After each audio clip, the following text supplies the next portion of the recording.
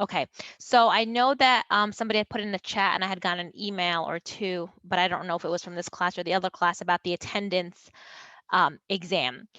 I need to be able to verify to the CSI world that students are actually like participating in class. Otherwise, you get de-enrolled from the class and you lose financial aid and you're basically not in the class anymore. So I had taken attendance the first class, but not everybody was present. So I did this like test thing to kind of see if you're alive and actually like paying attention to what's happening. There are still a couple of students that I have not heard anything from. I'm actually going to call out your name because I have to submit this by tomorrow. So if you are here, you need to let me know that you're alive and that you are here and listening. Otherwise, you are going to be de-enrolled from this class. So please listen for your name and show me a sign of life. Okay, hold on. Let's see. The first student, Cesar Escamilla. Cesar Escamilla. Last time, Cesar Escamilla. Okay, the next student, Vincent Patty. Vincent Patty. Vincent Patty, are you here?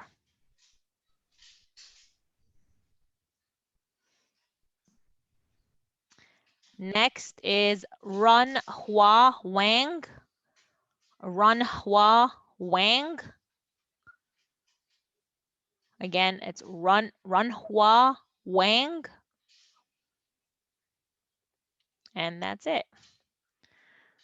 All right, so now let's get started with the material. We have 48 students actually that are registered for this class. So, Professor, yes. did you get my name? I just logged on. I accidentally logged on Collaborate Ultra. I forgot we're on Zoom. I was only calling the students that had not participated at all or did that test thingy. What's your name? Talia Duenas. Okay, give me a minute. Talia. Are you talking about the question? Yep. Oh, I did that. I have you. You're right. Last name is first name Talia, right? Yes. No, you're good. Okay, thank you, Professor. You're welcome. No problem. Wait, did you call my name too? Cause I called 3 names. oh, okay. If you were not in those 3 names, that means I have you. All right. Okay. Okay. So one of them was Cesar, one of them was a Patty, one was a Wang. Cause like my name is Cisse. I don't know if it's the same thing. Cisse. Cisse Right. Ayib. What's your last name? Cisse. C-I-S-S. Ayib. No, I got you. You're fine. Okay. All right. All right. I'm not going to check everyone, guys. So if I didn't call you, if you weren't those 3 names, don't have to worry. I got you. Okay. So now what we're going to do is we're going to start the lecture. I'm going to start the lecture. We left some of the stuff off from last week because it had to do with property and it kind of flowed better into this week's stuff. And your exam, again, alert, alert, alert. Look at the syllabus. Your exam is next week. Your exam is open book. Your exam is, for the first exam, I have a lot more multiple choice. So you have a 1 out of 4 chance of getting it right. Usually just a couple of true and false. I wait until after I finish the class, which is tonight, and then I'll look at my questions and then I modify them accordingly because sometimes I want to hone in on some of the things that we discussed in this class. So the exam could be, have fresh questions for you. Again, I reiterate, which I've said it before, first, second class, this is not a collaborative effort. This is not a team effort. This is not a group project. So although the exam is open book, it is for your eyes only. And I always find out, and then I'm going to fail you. Like I will give you an F. So don't do it. Just be honest. Do the best you can. It's open book. You have like 3 hours to do it. You'll be fine. It's not that hard. Somebody said something. David. Yes, David. I just wanted to let you know, like, I just want to make sure, I'm just, reviewing and like studying the right way. So what I've been doing, I looked at the syllabus. I looked at the stuff, of course. I read, from the chapter, and I wrote down the cases. Like, for example, Philip Morris versus Williams. I would write that, and then underneath I wrote exactly what happened and Perfect. what they sued. Like, for example, negligence, and I wrote, like that. No, that's fine. Like with a case like Philip Morris, one of the things that was important about that case was the fact that there was punitive damages. So I may ask you about punitive damages. What does punitive damages mean? Or which case had punitive damages? So it's good for you to have an understanding, certainly of the cases. And whenever I've told you and will continue to tell you, write this down. Your notes from lecture are the most important thing, because during lectures, I tell you what to concentrate on. So those are really the most important things. I realize that, like, when you talk about like the stuff you bring up in the lecture matches Yeah. the syllabus. Yeah. I just wanted to let you know, just so I could be on the right track, because No, so absolutely. many things that I have to study, and it's just like, it's frustrating. But thank you. That's part of life, kid. We got to study, we got to do our thing. So, but you're on the right track. You'll be fine. I think you guys will be fine, especially if you're attending class and actually paying attention to lectures. When you're taking the exam, you're going to see that things are like, oh, this makes sense. And again, this exam is on Blackboard. It's going to be live at 6:30. So next week, according to the syllabus, right, 6:30 p.m., log on to Blackboard to test, and then you can fill it out there. Make sure you have strong internet or whatever. I am not a technologically savvy person. So if you say, oh, it knocked me out and now it's submitted and I have to redo it, I don't know how to do that. And I'm not sending you a hard copy because I was reprimanded for that before. So you have to make sure that your internet works. You've done this before. Log in, do it. Do not submit until you're ready. This is not one of the exams that, gives you multiple chances to submit. One and done. You're going to submit it. It's going to get to me, and then you're done. Okay. I presume we have the whole class period to do Yes. the exam? Yep. Okay. Yep. Thank you. Yeah. Okay, so now let's go back to our material. So today we're going to start with chapter 47. And chapter 47, we start talking about property. So when we talk about property, there's different types or different ways to actually designate or determine what property is. So one of the ways to actually classify property is through the words tangible and intangible. So if I asked you to give me an example of tangible property, can you give me an example of tangible property? Maybe like a physical thing you own. Give me an example. Give me. The headphones I'm wearing. Good. Jessica, you were going to say something. Real estate property. Real estate. Yeah. And I want you to hold on to the thought of real estate because we're going to talk about that later also. So it's headphones, it's real estate. What else? Money. I want you to hold on to that because it depends on how that might be better depending on the type of money. If it's a dollar bill, an actual dollar, yeah, that could be considered tangible. It's anything that can be touched and includes both real property and personal property. Correct. And somebody put furniture. Yes. So it's stuff that you can touch. It is tangible. It is physical. Okay. So keep that in mind. So when I ask you for tangible, those are the answers. What's intangible? Give me specific examples. A patent. A patent. Great. What else? What about like Copyrights? Copyrights. Good. what about like stocks? Stocks. Good. Yep. Securities, investments. Yep. Yeah. Promissory notes. Those are intangible pieces of property. They're property. You would own something, right? But it's not physical. It's not the fact that you have a physical manifestation of it. It represents something else. Okay. So when we talk about tangible property, intangible property, that's one difference, right? Those are the main differences. Now let's go back to tangible property. When we talk about tangible property, there's actually ways to now distinguish that. So when we talk about property in general, we have an umbrella, we have the tangible, we have the intangible. Now we go to tangible property. That could also be further broken down to real property and personal property. So if I ask you, and these are terminology, this is terminology. If I ask you to give me an example of real property, give me a specific example of real property. A house. A house. Yep. Somebody wrote land. Yes. So Real property is a building, it's land, it is a house. That's real property. Personal property is what?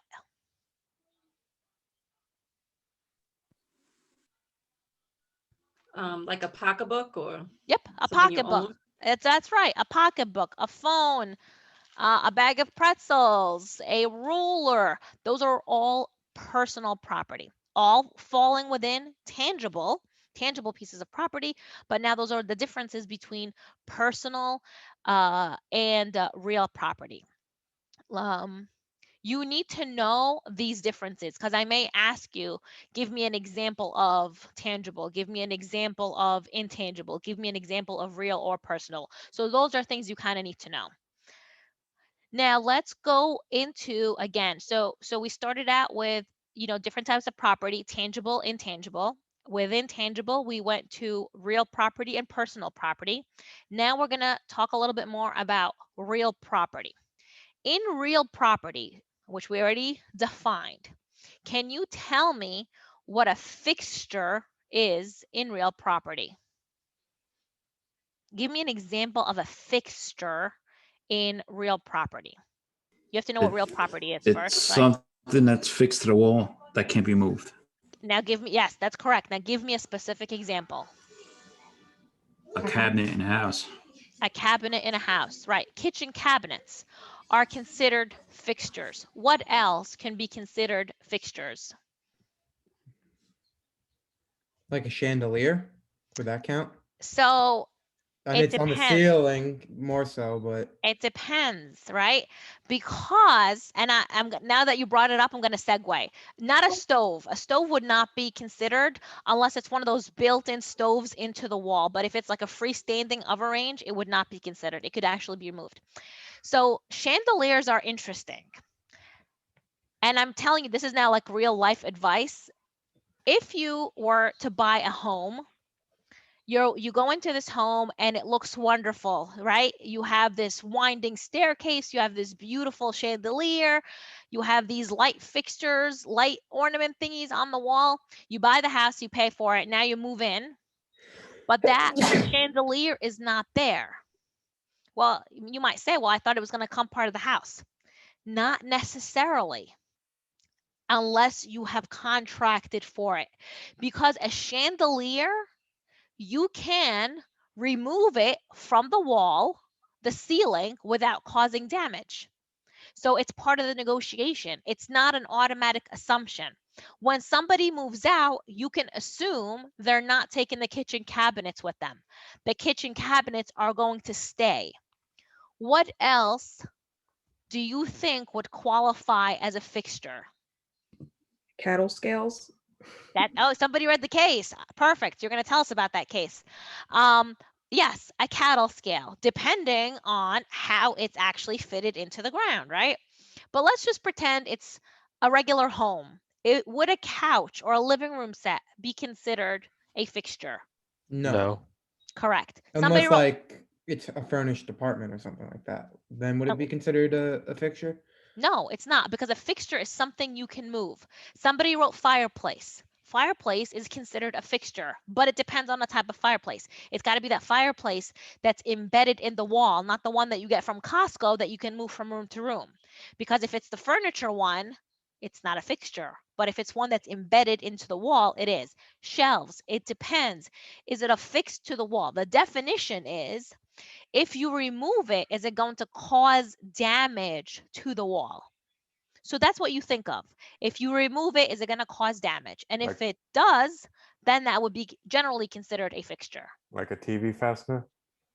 Like a TV fastener. Is that the thing that holds the TV to the wall? Yeah, because you got to drill it in. Yeah. If it's just a screw and you remove it and you just have that hole in the wall, it's fine. But if it's something where if you remove it, it's going to rip out part of the sheetrock, then it could be considered a fixture, and so then you cannot move it. Okay. A lot of times, a lot of times when you buy a house, it's a simple refrigerator or a washer dryer. People just assume it's come with the house, and that definitely has to be in there. That's right. You will not have it. Do you have experience in that, Francine? Yes. Yeah. So we put it in there. Yep. Yeah, absolutely.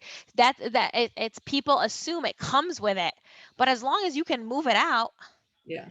it's fine. So what happens if you remove a fixture and then fix the damage?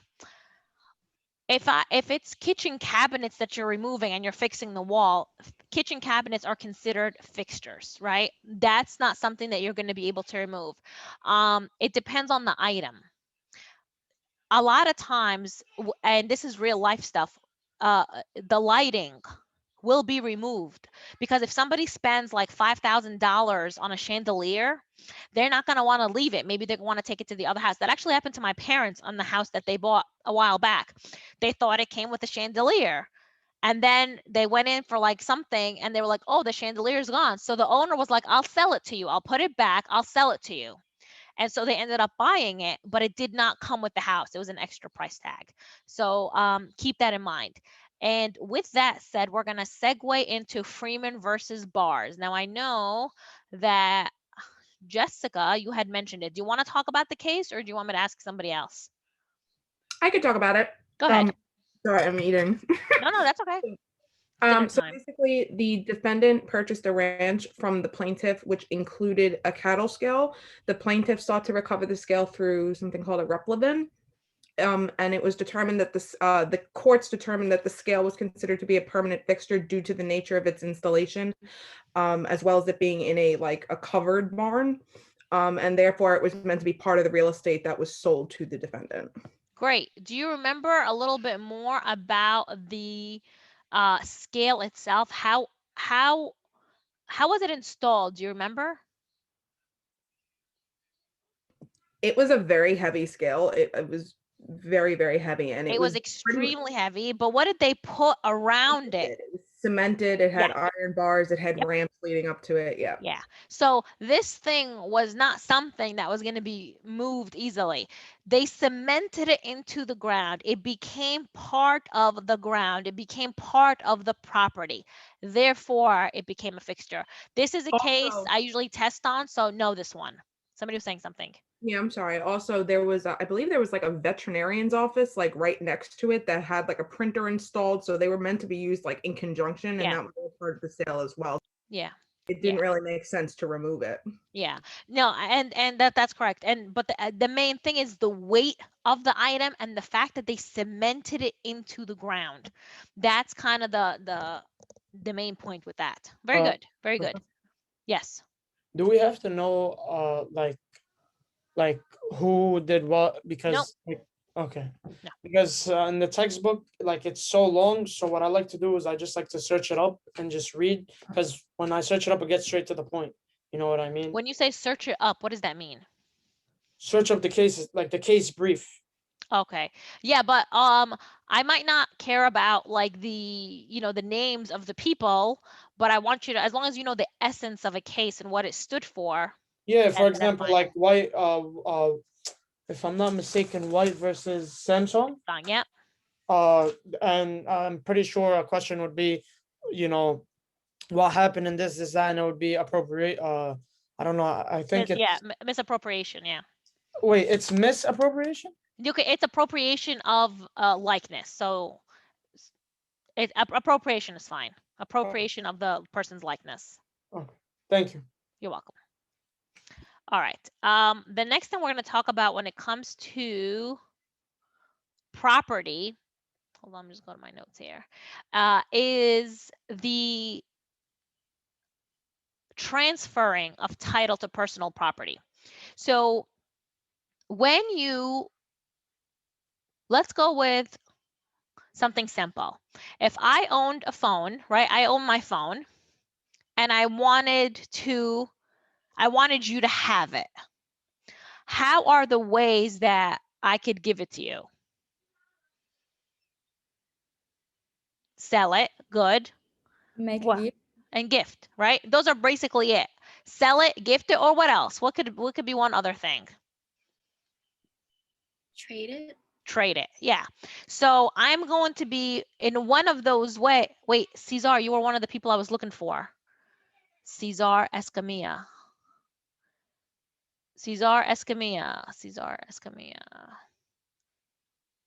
Sir, I had called your name earlier because you had been disappeared. I want to hear your voice. Make sure you're alive. Hello, Professor. Can you hear me? Oh, yep. Okay, good. That way I can mark you as actually being present in this class. Oh, sorry, I was late today. That's okay. You know what? Since you're here, let me see if the other people are here. Vincent, Patty, and Runhua Wang. Vincent, Patty, Runhua Wang. Okay. So you basically said the selling it, gifting it, or trading it. And what happens is I then lose ownership of this item and gain something back. So if I give it to you, if I'm selling it, I'm giving you my phone and I'm getting money back. If I'm trading it, I'm giving you my phone and I'm getting something in exchange of it. And if it's a gift, I'm just giving it to you for whatever reason, you know, because I like you. So those are the ways to actually transfer personal property. There are major differences between transferring ownership of personal property versus transferring ownership of real property. And the reason for that is, number one, usually real property is much more expensive. It's time consuming, and there are certain things in the law that actually make it a little bit more complicated. We're going to talk about this later, but I just want to point these things out. There are sometimes you can have oral agreements about certain things. And we're going to talk about that in the contract section. But if you and I enter into a verbal agreement about my phone, selling my phone, is that binding? If I say I'm going to sell my phone for $500 and somebody says, okay, I'll take it for $500, is that binding? No. It is. There's nothing that says no. We agreed on the price, $500. Oral contracts are binding. I don't want to spoil it because we're going to talk about that in contract, but oral contracts are binding depending on certain situations, right? Depending on the price of the item, depending on a couple of other factors. Real property is not binding based on a verbiage. It must be in writing in order for a transfer of ownership of real property to take place. So that's something important that you should know.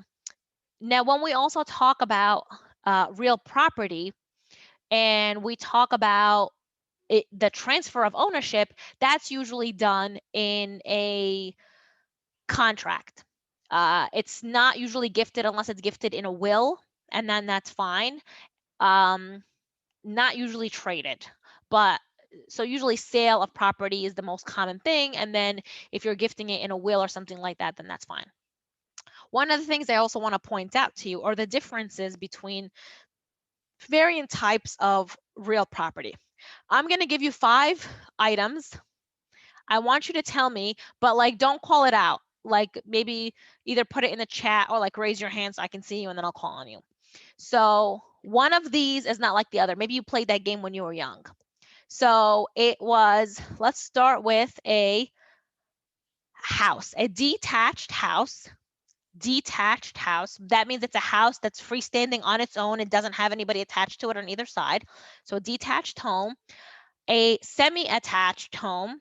So a semi-attached home has one side attached to it.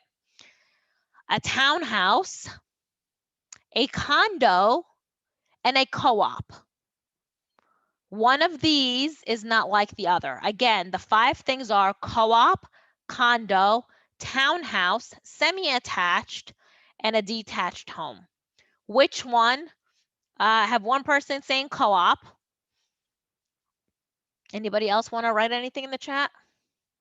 Jessica, you have your hand up. I was going to say co-op. Co-op, okay. Anybody else? A lot of people are saying co-op, co-op.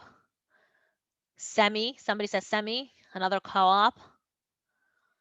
Detached, all right. So far, we don't have any takers on condo, another one for co-op, and we don't have any takers on the townhouse. All right, so since nobody said actually the townhouse and nobody said condo, we're going to eliminate those. So between these 3, a detached, Jia Long Zhang, because a co-op has only shares and no property rights. That's exactly it. A co-op is actually considered personal property. It's personal property because you own stocks in a corporation and that corporation owns the real property. So if you own a co-op or you live in a co-op, you don't actually own the land. You don't actually own the walls. You actually just own shares in a corporation and you have the exclusive right to live in a particular unit. I live in a co-op. I know these things. I will tell you that co-ops are generally the cheapest type of property to own because nobody wants to buy a co-op. I will tell you it's a pain in the butt because you have this board and you have these rules. It's torture, but you know, it is what it is. So out of these 5, co-ops are different. Sometimes also in the city, I don't know what it's like now post-COVID, but a building that's built, that's usually a co-op, they only have a certain period of time and they're leasing the land underneath. So after like a 99-year lease or whatever that amount of year lease is, you know, your maintenance fees can go up. You might not even be able to live there anymore, whatever. So there's a lot of strings attached. But again, that's when it's a co-op. So good job. Most of you said co-op, so that was very good. Good job. Okay. Okay, I talked a little bit about gifts. So when you're gifting an item, so a gift has to have certain elements. A gift has to have certain. I'm going to put this in your chat, just as an FYI. So a gift has to have delivery, intent, and acceptance. A gift has to have delivery, intent, and acceptance in order for it to be a valid gift. When we talk about consideration, consideration is like transferring title for a particular price. It's when we talk about basically a sale. So it's consideration, the give and take. Again, you're going to hear the word consideration and its definition a lot more in the second third of the semester when we talk about contracts. Okay, gifts cannot be conditional. So you cannot give a gift to somebody and make them do something for it, because then it's not really a gift, it's a bartering, right? The one thing that's different is an engagement ring. And I'm going to actually tell you something that I had told one of my colleagues, but now since I'm taping these things and videotaping them, I'm not going to use names or anything. So one of my friends wanted to, he wanted to propose to his girl, right? And he wanted to do it, originally he was talking about wanting to do it on a holiday. And I was like, you got to be careful with that, because if you give it on a holiday, is it then considered a gift? So then if the marriage doesn't actually happen, is it a gift that you just gave for Valentine's Day, for Christmas, for her birthday, for whatever it is? So you never want to give an engagement ring on a holiday because it could be considered a gift and therefore you don't get it back. Don't do it. Don't do it on a holiday. Do it on any other day. He's like, that's not romantic. So he actually came up with Solstice Day, which is the longest day of the year. And he had this whole thing where he's like, you brighten up my life, like the longest hours in the day of the sun, blah, blah, blah, something like that. So he was able to turn it into a romantic moment, but also not on a holiday. So that way you can kind of get it back. There are some states, and I think now there are, if you ever watched a Judy, a lot of times when a engagement ring is given, it's in anticipation. It's actually contractually binding agreement. It could be, right? Because I'm giving you this ring, I'm proposing to you, I'm giving you this ring in anticipation of you marrying me. So if you decide you're not going to marry me, I want my ring back. So it's not a gift, it's a contractually obligating thing. I take out the romance out of anything. There's no such thing as love. Marriage is just a contractual obligation. When you propose to somebody, it's also an agreement that can be binding. Don't do it on any holidays. Don't do any of that stuff. So that's my little piece of advice for you on life. Keep that in mind. So that's when we talk about, again, consideration, when we talk about gifting and things of that sort. There's a case in the book, but I told you not to read it. And it talks a lot about gift and what's considered a gift. And that's Mervish v. Mott. But I don't talk about that case. I don't discuss it anymore because I know it was giving a lot of students a lot of anxiety. So we kind of skip that one. But when you have a will, and I mentioned this a little while ago, you can gift stuff in a... Did she say yes? Yes, she did say yes, and they have been married for a long time now. So yay. They had a destination wedding too. They're wonderful people. So the issue of you made me forget my thoughts. Hold on here. Yes, when we talk about wills, let me see that where that is in the syllabus. By will or descent. Yeah, we're going to talk about wills at the end of the day. Okay. So wills are another way for you to give away your stuff. We're going to talk about that at the end of today's lecture, so I'm not going to get into it too much right now. The last thing for chapter 47 is property insurance. Okay. If you've ever mailed anything out, sometimes it asks you whether or not you want to put insurance on it, right? So what's the purpose of insurance on mailing something? In case it gets lost. Yeah, in case it Without gets lost. damage or something Yeah, happens to it. exactly. So insurance is basically just like any other insurance. It offers a level of protection in case anything happens to a particular package or a particular item. You know, there's a lot of insurances on a lot of different things. Where else do you see insurance commonly purchased, let's say? Young people, this is something easy for you. Don't think anything big. What do you need insurance on? Car insurance, health A insurance. car. Car insurance. That's right? You buy a car, you have to have insurance. Homes also have insurance. You Health? insure, health. Absolutely. And with health, I will tell you. So let's say like with health insurance, they give you like these tests and questionnaires and things like that. So I remember one of the questions that they ask, and this is a friend of my husband's. One of the questions was like, do you smoke do you smoke cigarettes or do you smoke any tobacco products? And he was like, no. But meanwhile, I know like he would come over to my house to see my husband, and he would like they'd be smoking like cigarettes or like the hookah thing. And I'm like, if he was to die and they do an autopsy and they see that there's lung damage in there due to smoking, his beneficiaries are not going to get a penny of that. You're lying on this thing. So my husband was like, well, what if he took up smoking after he filled out the application? I said, then it's going to be like a he said, she said. Do you think an insurance company is going to want to pay out $1 million, $2 million, $3 million, whatever the policy is, when they can argue it and possibly pay out less or nothing? They'll pay you back the premium. So whatever you paid every month for whatever amount of years, they'll pay you that back. But that insurance policy that you thought your significant other or your kids are going to get, they're not going to get out of it because you committed fraud on the application. So also kind of keep that in mind. And With secondhand smoke. could be, I suppose it could be, yes.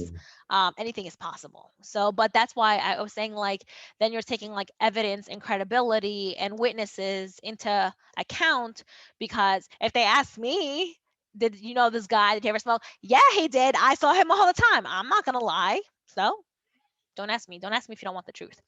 So that is insurance. And that concludes everything I kind of want you to know about let me see here on this chapter. Give me 1 second. Yeah. So now we're going to move on to chapter 48, which deals with interests in real property. Okay.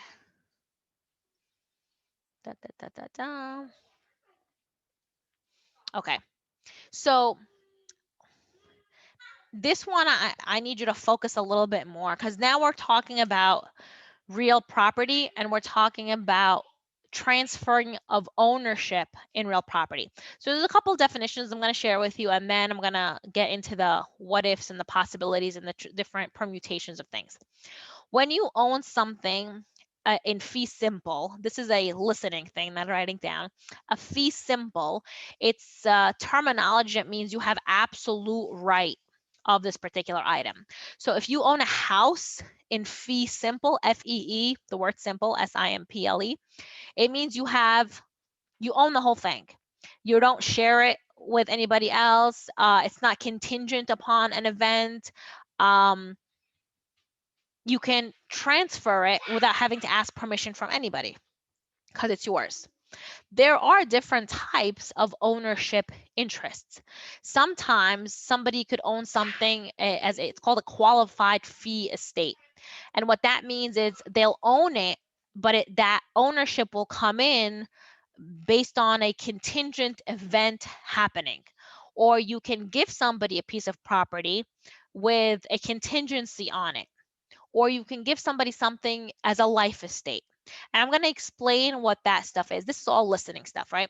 So let's say I do a will and I own a home, not a co-op, an actual physical detached home.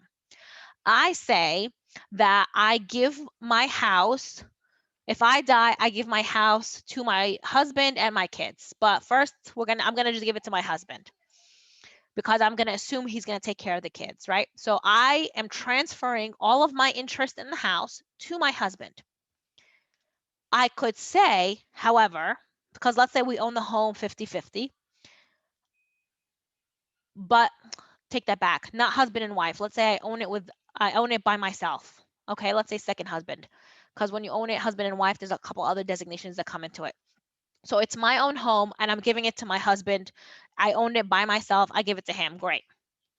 I can give it to him with a contingency. I leave you my house. Irini leaves home to X so long as he uses the house as a museum. If he doesn't use it as a museum, he doesn't get the house. There's actually a home on Staten Island on Howard Avenue. It belonged to it's actually now, if you're from Staten Island, Casa Belvedere. If you Google Casa Belvedere, that was a home owned by a very prominent family. They left that house in their will to be used as an Italian museum. If the owners or whoever received it fails to use it as that type of museum, the ownership of that home reverts back. It goes back to the estate, and then there's other contingencies that happen. Okay, so that's contingent. So if you leave something to somebody, but you want it to be used for a specific purpose. The other thing is you leave it to somebody for a life estate. And the most common thing we see that, and again, I see that a lot because I work in the court of the dead, surrogates court. So I've seen this many, many times. When you leave somebody a life estate, usually it's a second spouse. So they don't own it with you and they're not the parent of your children. So you would say, I leave my house to so-and-so for as long as he shall live. What happens is, as soon as his life ends, then that ownership interest bounces to the next in line or whoever is designated in that will. So that's a life estate when you're giving a piece of property to somebody for the duration of their life. And sometimes you'll put a little couple of caveats in there, so long as they pay the maintenance bills, so long as they're taking care of the property and things like that. The remainder men, they're people who are going to eventually get this house, they also have an ownership interest that has not been realized. They can actually sue if that person who's living in that life estate is not taking care of the property, is letting it go to waste, is not, is making it dilapidated. They can actually sue for that because they're the eventual owners. So those are the different types of real property designations and ways that you can actually also transfer it. Talked about, yeah, so when we talk about the word grantor, that's the person who's actually giving that piece of property. So that's the grantor. The grantee is the person receiving it. Future interest, we talked about it, don't worry about that, blah, blah, blah, blah. Okay. Does anybody have any questions about this stuff so far? Because now I'm going to talk about leases and tenants and landlords and things like that. Okay, so the other type that the other way that we see real property transferred is when we talk about leasehold estates. And that's when you have a landlord, you have a tenant, and you have a lease. You're not actually giving away ownership of the property that you own, right? You're not living there, but you want to rent it out. So you own this particular home or an apartment building or whatever it is, and now you have people that are living in there. So you're not transferring ownership, you're leasing the property. So you become the landlord and the person living in there becomes the tenant. Landlord and tenants have certain rights and obligations. And I'm going to talk about all this stuff pre-COVID. And then we're going to talk about what COVID has done right now to these things. The COVID stuff is not in your textbook. I'm kind of just letting you know for like knowledge purposes. So when we talk about landlord and tenants, it's a contract, right, between two people. One person is going to live there, one person's going to rent it out. If you were the tenant, what are your obligations as the tenant? Pay the rent on time, not destroy the apartment. I think that was the only two that were really listed in the book. Yeah, The two main ones. Yep. What if you were the landlord? What is your responsibility? Restriction on security deposits and methods for providing notices to tenants and prohibitions on certain provisions in rental Give it to agreements. me in English, just plain old English. If you were the landlord, what would your obligation be? You can't discriminate, and there's certain I don't know. All right. So let's say, let me give you an example. If I own this piece of property and I have a tenants living in there. Tomorrow it's going to snow. Who's got the burden or who's got the obligation to remove the snow? I do. Owner. Who? When somebody said I do, Yeah, because. are you the owner? Yeah. Yeah. Yeah. The owner, generally speaking, if it's in a building or a home rental, the landlord has the obligation to remove the ice, the snow. What about, let's say you live in a building and the light bulb in the hallway, right? Like the hallway that you walk through so you can get to your apartment. The light goes out. Who's got an obligation to fix that? The landlord. Landlord. Who's got the obligation to replace the microwave in your apartment? The landlord. Yourself. The person living in the apartment. Is it your microwave? It's gonna depend. It's gonna depend. Was this a microwave that was provided to you by the landlord, and is it part of your lease agreement? Or is it the microwave that you brought with you that broke inside your apartment and now you just are trying to get the landlord to pay for it, right? So it depends. That was a trick question because I want to see, you know, what you're thinking. But if it's a landlord that provided a fully furnished apartment, including a toaster, a microwave, all that jazz, and it breaks, then the landlord has an obligation to actually replace it because it was part of the deal. That's right. Yes, Julia, what you wrote was correct. So those are the obligations. One of the other obligations that a landlord has is to give you, it's called enjoyment of the property, habitability. They make it habitable for you to live in. Quiet enjoyment, it's called. And that is to make sure that when you're in there, you're not being, you have an opportunity to actually live. One of the other things, of course, depending on the agreement is, you know, heat, hot water, things of that sort, depending on the arrangement. You might notice that I keep saying it depends on the arrangement. It depends on the arrangement because that's really very true.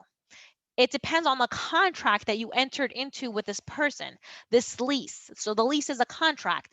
The lease is going to spell out everything that you're responsible for and everything that the other person is responsible for. The more details you have spelled out, the less there's room for, well, I thought you were going to take care of this. I thought you were going to take care of this. So it avoids problems in the future. If you are renting an apartment from somebody and all the utilities are included in your rent, but you go in there, you have the water running at all the time, you have the air condition blasting, meanwhile it's like 90 degrees out, and you know you're going out with winter coats because you keep the apartment on so cold, and now the bills for the landlord go up. Can the landlord surcharge you? That happened to my sister. They lived in a basement apartment of like a house, and it was constantly freezing because they didn't have control of the air conditioning. The people upstairs did, like to the point where like water would condense on their windows. It was that cold. So they would put on, they had this electric heater, and every month their rent would go up depending on how much electricity they used. Yeah, exactly. So it would be probably something that, you know, was discussed with the landlord, because it's the landlord's like, well, why should I have to pay for you to use this? And exactly that situation that you just gave Carmine. So whenever you're entering into a landlord-tenant relationship, you want to see what's going to be included. Are you allowed to have more than one person live there? What about pets? What about the water? What about parking? What about laundry? All that stuff should be discussed and kind of hashed out. A lot of times people don't actually enter into formal written agreements between the landlord and tenant. Maybe it's a month to month, maybe it's 6 months, and you actually don't need anything in writing if it's under 1 year. You don't need it, but it's usually a good idea. So if you, doesn't matter which side you're on, and let's say you talk to somebody, right? You actually have the conversation with the landlord or the tenant, and you hash out who was going to be responsible for what, but it was just oral. What would you do to try to kind of safeguard yourself? You don't have a contract. What would you do?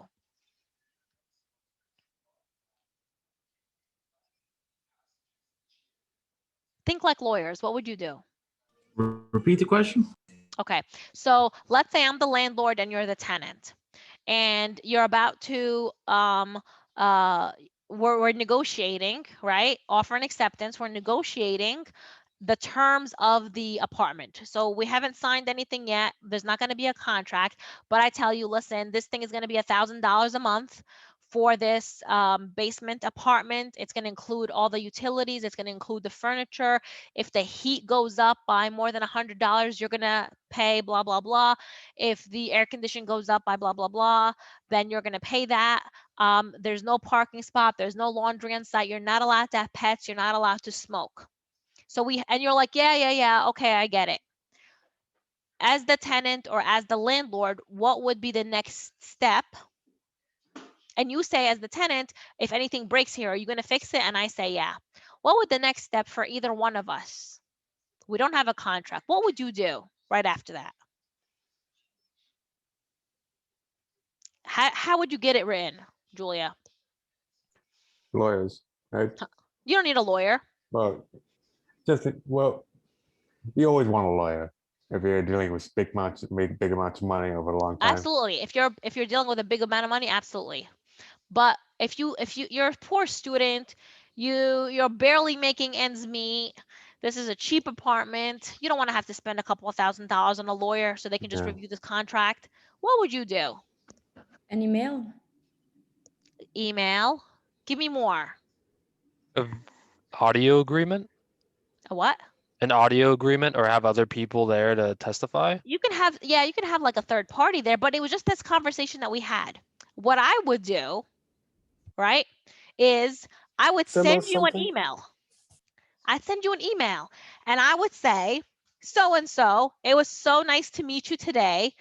As per our discussion, blah, blah, blah, blah, blah, blah, blah. I look forward to hearing from you in the future. I look forward to moving in, whatever it is. But you're sending something in writing. They're going to respond back. Thanks very much, or whatever. You know what I mean? But you're putting it in writing. Could you do an audio recording? In order to do an audio recording, both people have to, if it was like not a Zoom thing, because in Zoom now there's really no rights of privacy, right? Because you have to assume that somebody's watching and recording it somewhere. But if you're in a room pre-COVID and you're actually talking to somebody, you can't really record them unless they know about it. Okay. So. But if they know about it and they consented to it? Yeah, if they consented to it, yeah, then that's fine. Okay. Yeah. So it's I'm not sure, to be honest with you. I know that it came up with criminal law. I don't know if it's okay in New York. I know there's some cases where it says it wasn't, so I don't know what the hard and fast rule is.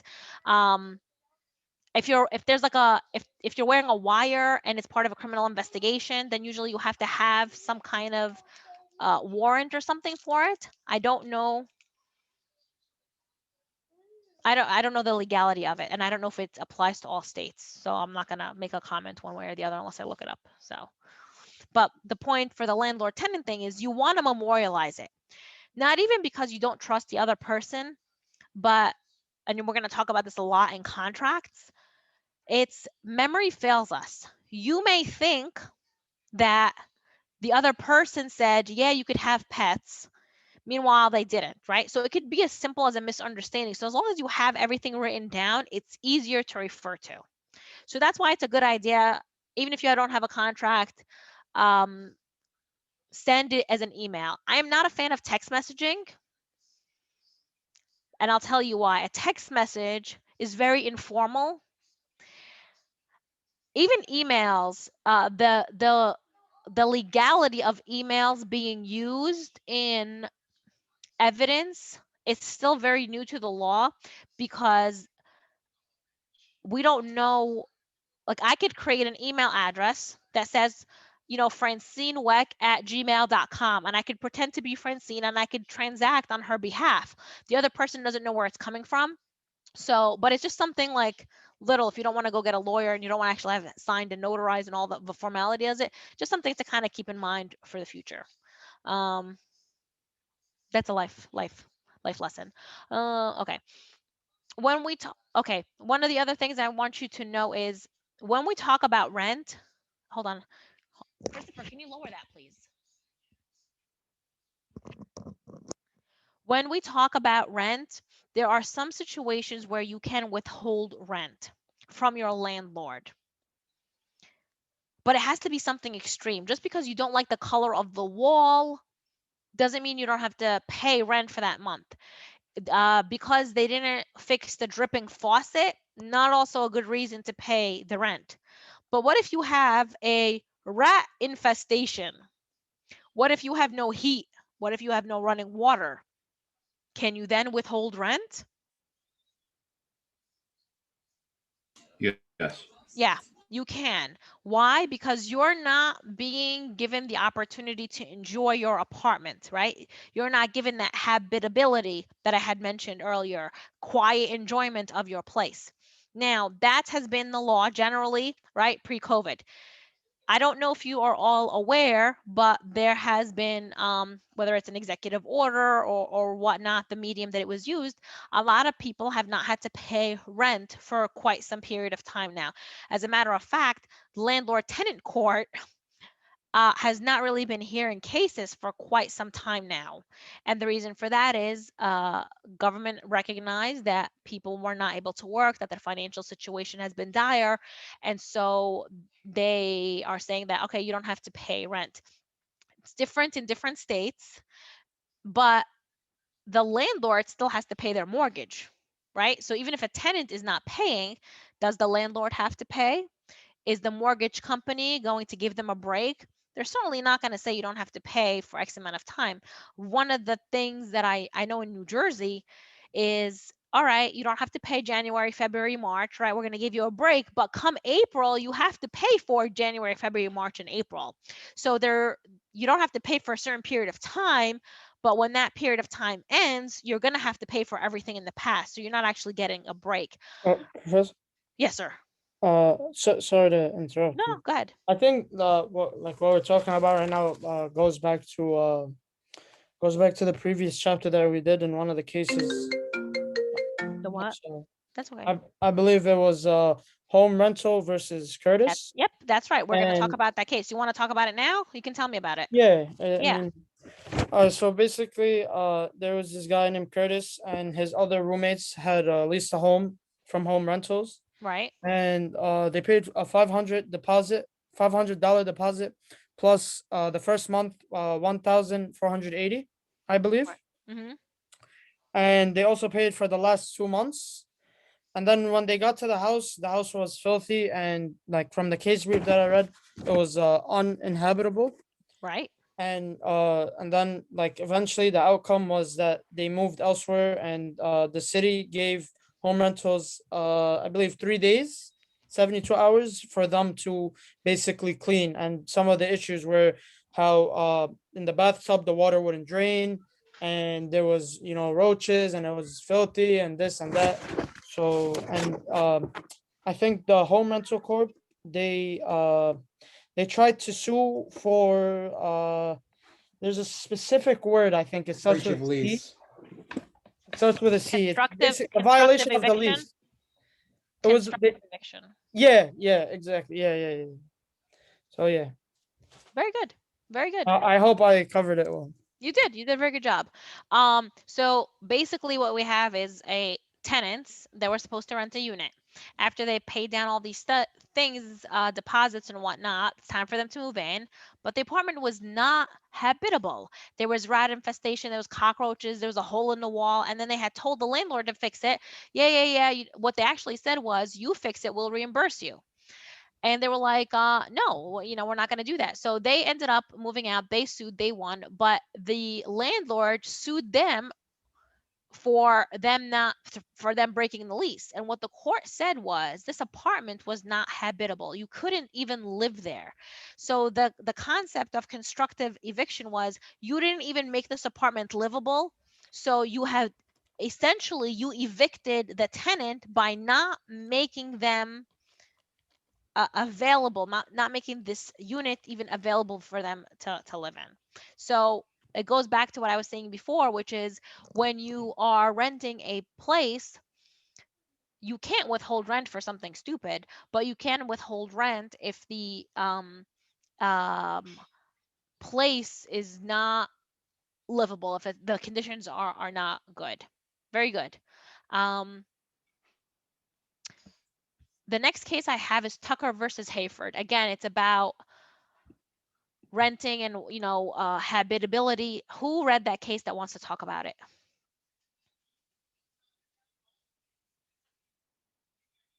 I don't think I saw that case in the Did the I not put it outline. in the syllabus? Okay, hold on, let me see.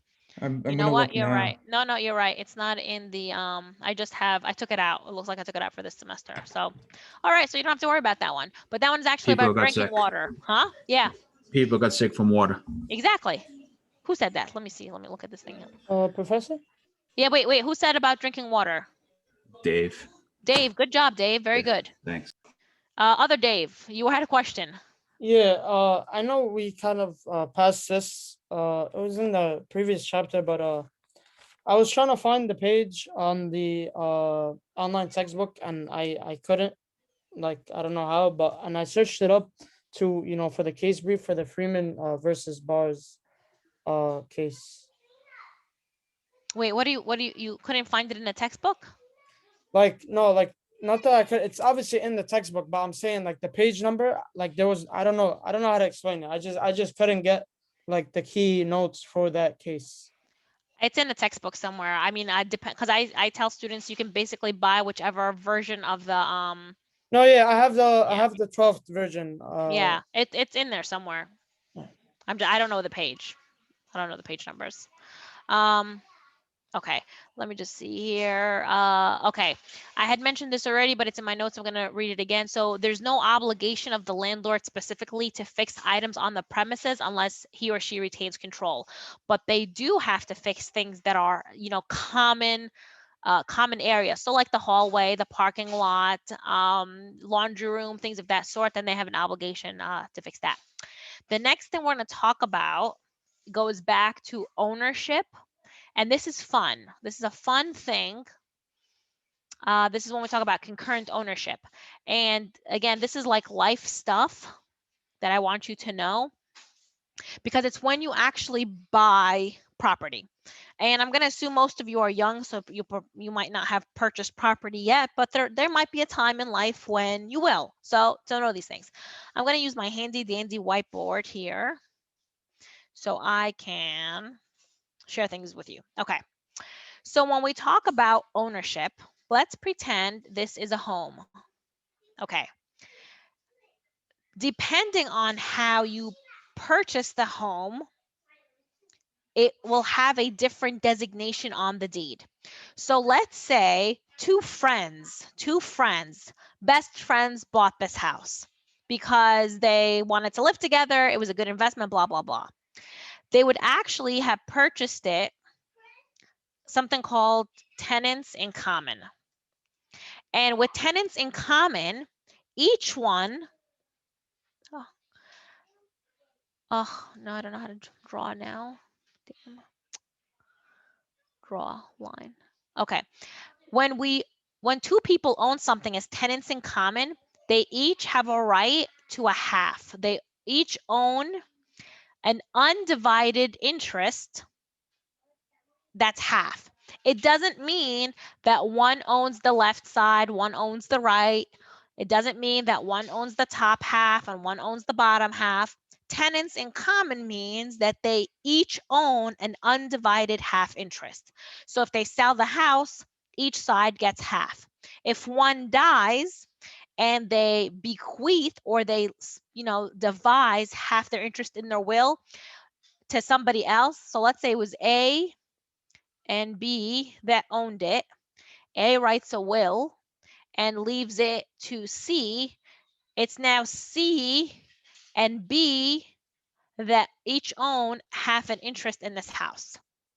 Okay, that's tenants in common, a half interest. When we have something called,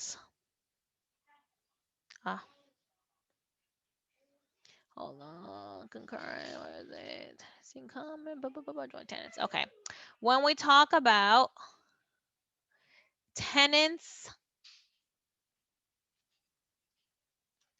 with rights of survivorship, this is actually like, if you like to gamble, this is the best one, right? So you would also own a half a house, right? Two people, let's say best friends. But I want you to think about the most common scenario in real life where this is actually applicable. What happens is each owns a half interest, but the survivor gets the entire thing. If you outlive the other, you own the entire thing. In real life, tell me who would purchase a piece of property like that? Married couples. Nope. Parents, There's another designation for married couples. I want you to hold on to that thought. Say that again. parents and children. Exactly. Oftentimes, it's a parent with a child or children or whatnot, because mom or dad owns half, the other kid, one of the kids owns the other half, parent dies, and now kid gets the entire thing. So that's tenants with rights of survivorship. The next one, also home, also two people, and that one is called tenants by the entirety. And that one, as Carmine said, that's when it's owned by married couples. Because when one person dies, the other person gets it.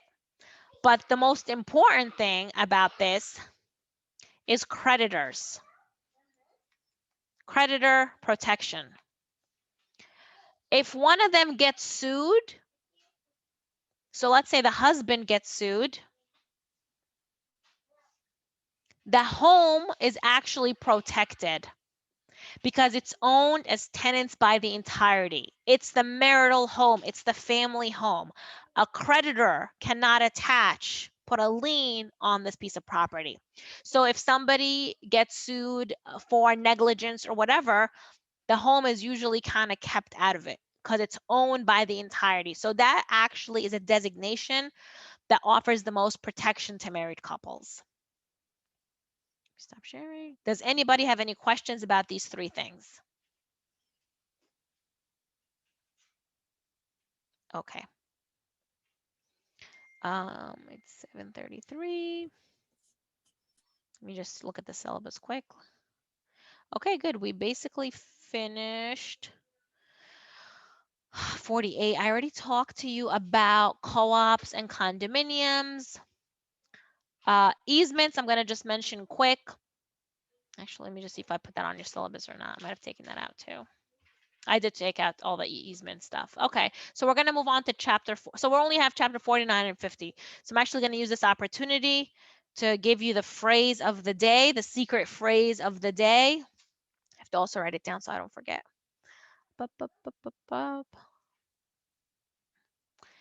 Hold on. This phrases. Okay. So today is the 17th. So today for February 17th, attendance Wednesday. All right.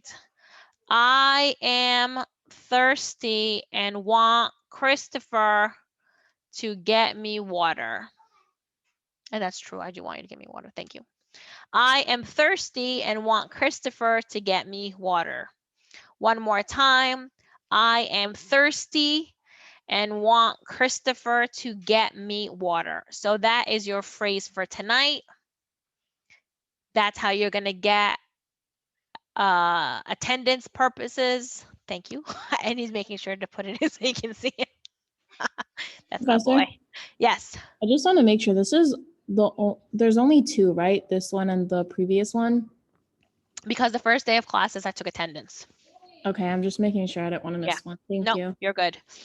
So, yeah, so wait, do we submit it? Yes, you submit it at the end of the semester. Once you have 10, so today is really your number, it's your number 2 phrase, but it's going to be considered as like, you know, the third day of attendance because you're going to put in the first day attendance taken by a professor. Then you have your first, the one from last week, and then you have the one from this week. Next week, obviously, there's an exam, so there's not going to be anything. So once you have 10, then you can email it to me because then I can give you 100 for that attendance portion. Okay, so that was the, and again, do not put it on chat, but that is your phrase for the day. Okay. Professor, can we go over condominiums really quickly again? Sure, sure. There's actually, so a condominium is, it has some common areas, right? There are some responsibilities that are shared between the different owners, right? So some condominiums have, hold on, you can hear them.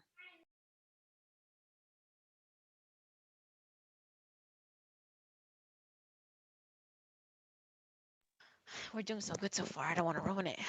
So a condominium, you have some kind of shared responsibility or shared ownership of something. It could be that the building itself has to have insurance for the entire building. So it's shared amongst all the tenants. It could be that it's shared water. The pipes that are running are shared water. So you don't get an individual water bill. So there's some kind of shared aspect. And there are some plots of land where you cannot build a semi-attached home or a home, and you'd have to mark it, designate it as a condominium because you need to have a certain number of condominiums in a certain area. It's usually an apartment of some sort, although there are areas where it looks like a semi-attached home, but it's actually a condominium because the way the piping runs or the way that the usually the piping for the water runs, it's intermediate. So it's not like you get one water bill for your apartment.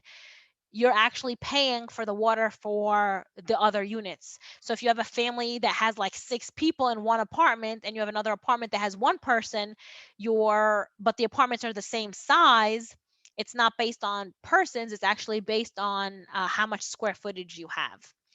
And that's pretty much it. Usually also there's a board. The other home that we owned was an actual condo. And it was only 2 units, but the way it was built was a condo designation. And so I'm the secretary of that condo. My neighbor is the president. I do all the work because that's just how it is, because I want to make sure that it's done right. But we had, because we don't live there anymore, it was shared piping. So the water, the way that the water flows, we get 1 bill for water between us. And so we have to split it every time there's a water bill. So that's basically it. Isn't a co-op also shared though with things? Correct, it is. But the co-op, the only difference between the co-op and the condo is that the co-op is owning shares of a corporation, whereas a condo, you actually own the actual unit. You actually own the ground, the walls and stuff like that. In a co-op, you own shares in a corporation. The corporation owns the piece of property and you get exclusive use to a unit marked at, unit 1A. So you have an exclusive right to the enjoyment of that piece of that unit, or you have, 50 shares in the co-op, which matches the unit that you live in. So when you die, and I say this, because again, I work in the court of the dead, if somebody owned a co-op at the time of their death, it's considered personal property. It's not real property. So there's actually different designations of, where it gets filled out for whatever. It's personal property. owning a co-op is like owning a phone, except it's more expensive, a lot more expensive. Okay, so a co-op is personal property, whereas a condominium is not. Correct. A condominium is considered real property, like a Okay. house. All right, thank you. You're welcome. And then you can have the ownership is the same thing. The ownership would be done the same way that we talked about tenants in common, tenants by the entirety, things of that sort. When a co-op is purchased, you'll have a deed and you'll designate it, but it's usually just shares of a corporation. When I say the court of the dead, it's surrogates court. That's actually the court I work in, surrogates court. So some people refer to it as the court of the dead because it's the probate court. Whenever people die and they own assets, and we're going to talk about that at the end of this class, the way that the assets are distributed, it's either administration or through probate. So that's like 80% of what the court handles, that sort of thing. All right, any other questions? Okay, let me just save this. All right, let's move on. Okay, so chapter 49, again, it talks about a little bit more detail, control of real property. So you know how I said earlier, when you're transferring ownership of a pen or a phone, it's different than when you're transferring ownership of real property. And when you're transferring ownership of real property, it has to be in writing, but there's also 5 minimum basic things that they must have. I'm going to put that in your chat.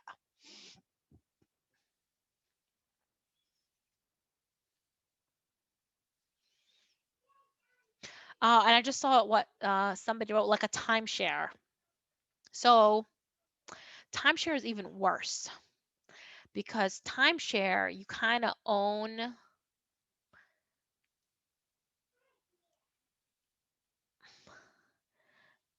based on time, like a fractional ownership of a particular, it's like that. Yeah, it's a lot. It's a whole communal thing. I don't even know how to describe timeshares, honestly.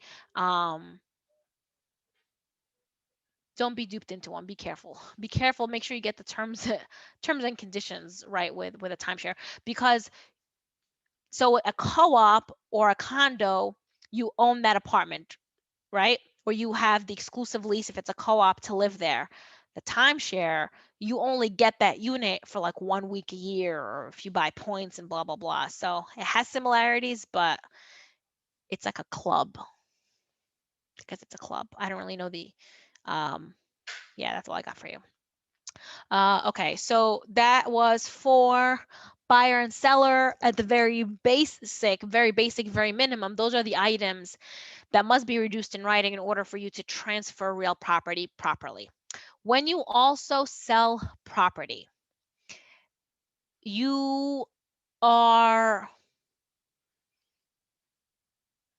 you're buying property, let me do it that way. You want to buy a piece of property that has clean title without other liens. Have you ever seen ads, if you're looking for houses or real property to purchase, that they're sold as is? What do you think as is property? What do you think the problem with that is? It might be like dilapidated and like worn out. He actually might know this one because he's always on Zillow and Realtor. Christopher, what is as is property? As is property means that the property itself is in low condition, so you're gonna get it in the state that it is in. Good. Thank you. Thank you. That's my boy Christopher. So you're basically getting what you're seeing. He's my lovely boy. He's my pride and joy. The other one, he's okay. So there's no warranties on it, right? So when you're buying a piece of property as is, it could have liens up the wazoo. The plumbing may be off. The walls may not be standing, but you're going to get it for a relatively low price because it's as is. So go away now. That's enough. No, there's an exception. What's the exception?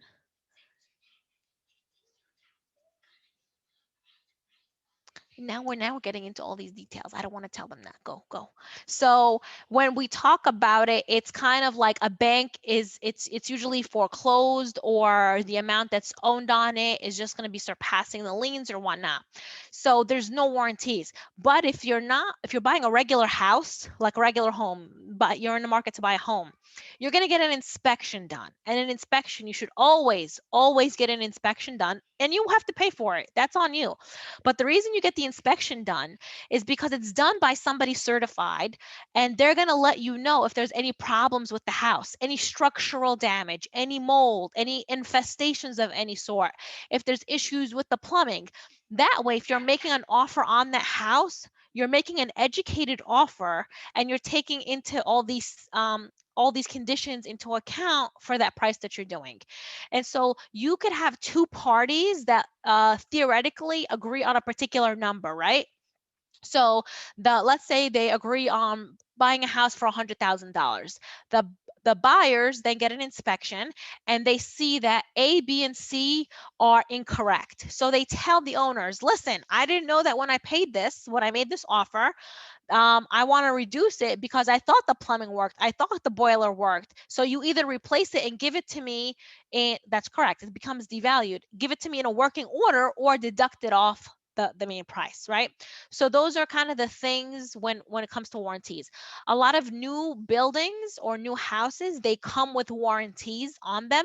So it can have a structural warranty. It could have a build like an interior war decking. Like it has like, something for the pipes and the stuff that behind the walls, or certain fixtures with wear and tear. Sometimes they're tax abatements and things of that sort. So that's what happens when you get a new piece of property. There's also warranties. Let me see here, blah, blah, blah. When you buy a house, let's say you as a person, my students, you bought a house. Who is the owner of the house? Or let me rephrase, who are all the owners of the house? The bank. Ding, ding, ding, ding, ding. The bank. That's right. The bank. Because chances are, if you buy a home, you're not paying that thing all liquid assets at the same time, right? So if it's a $100,000 house, I mean, with 100, you might be able to, I don't know. But if you're buying $500,000 house, you might not be putting the entire $500,000, right? You're going to be borrowing from the bank. And so that's why you'll have a mortgage. So the bank is actually an owner of that home. And so if you don't pay the bank for a certain period of time, what can the bank do? Foreclose.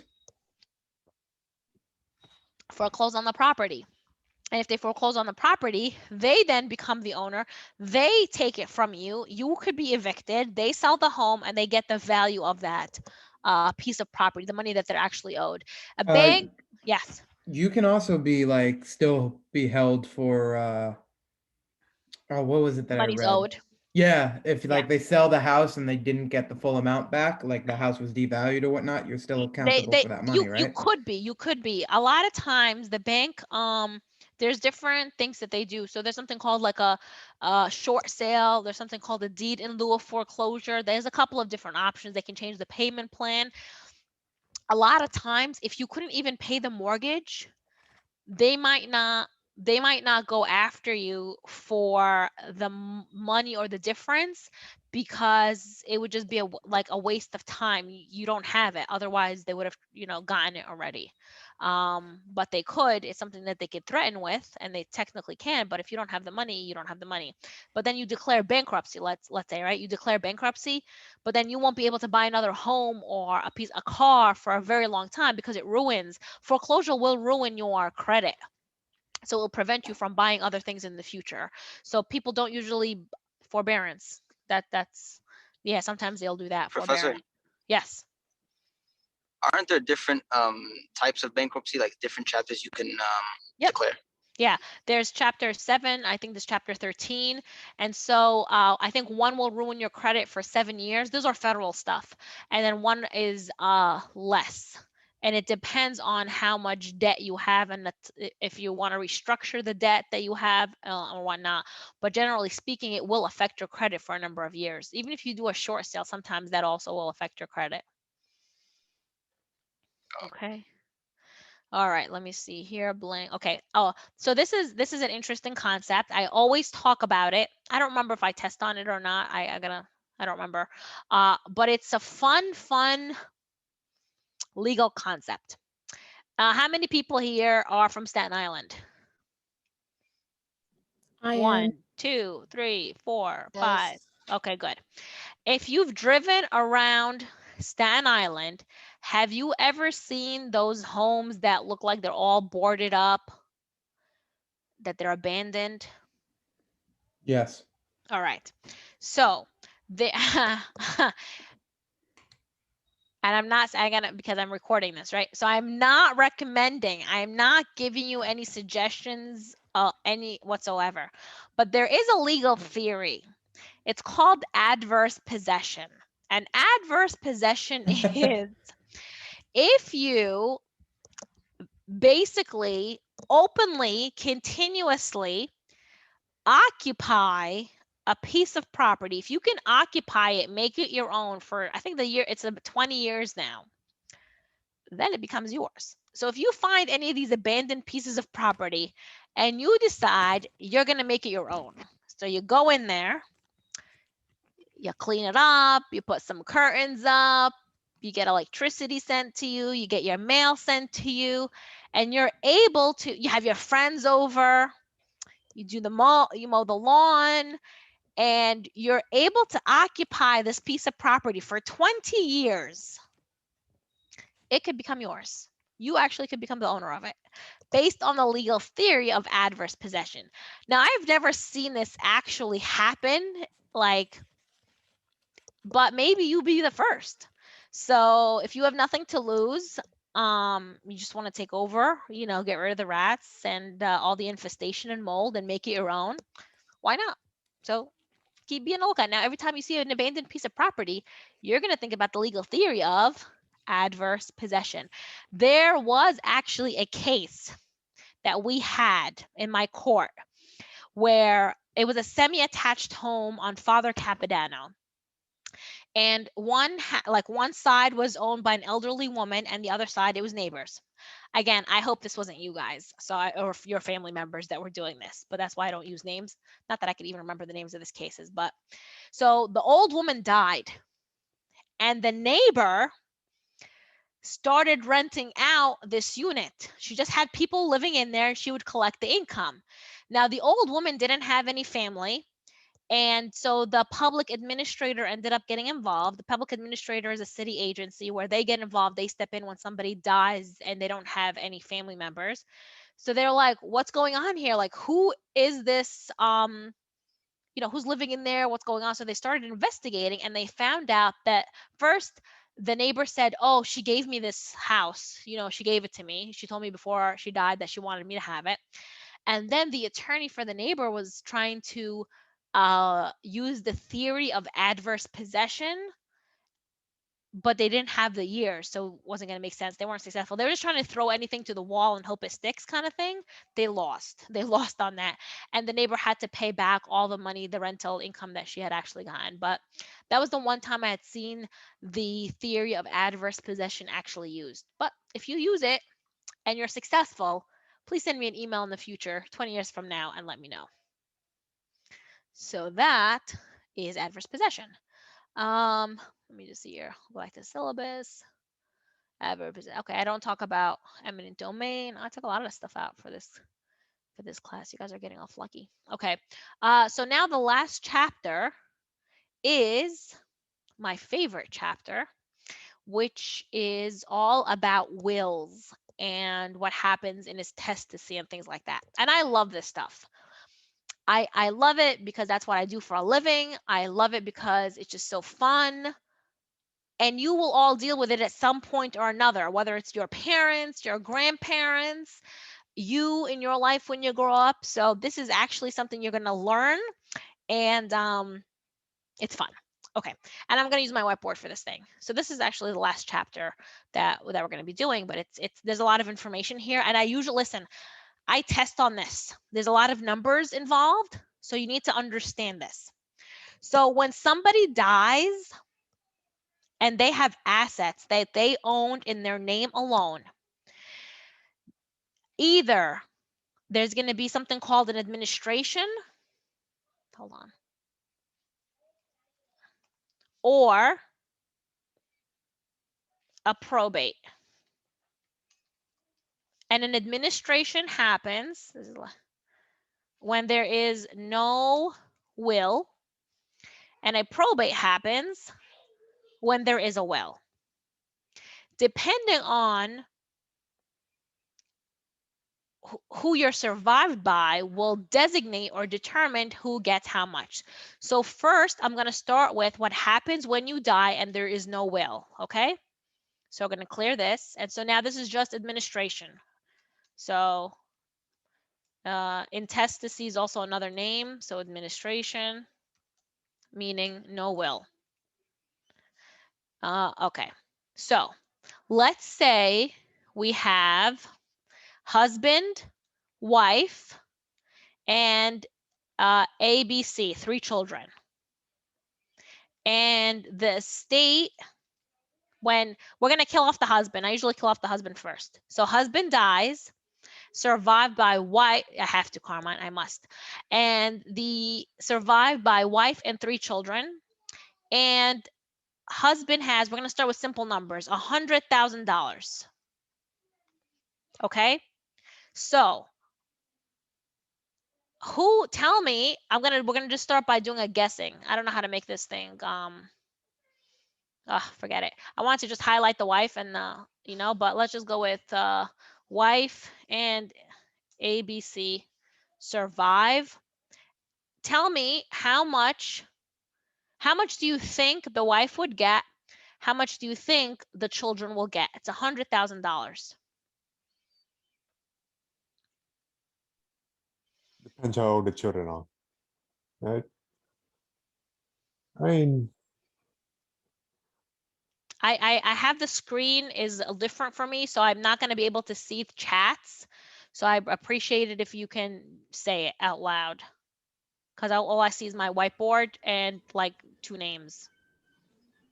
50% and a third each. 50% and a third each. That is not correct, but a good try. 75 and 25 for 3 kids. Nope. There's actually a formula. Okay, I'm going to tell you because I'm so excited and you're not getting it.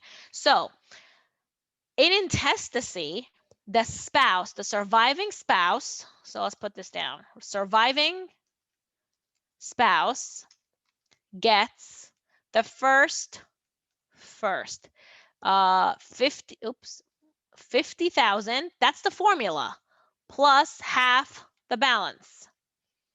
The kids share in the other half.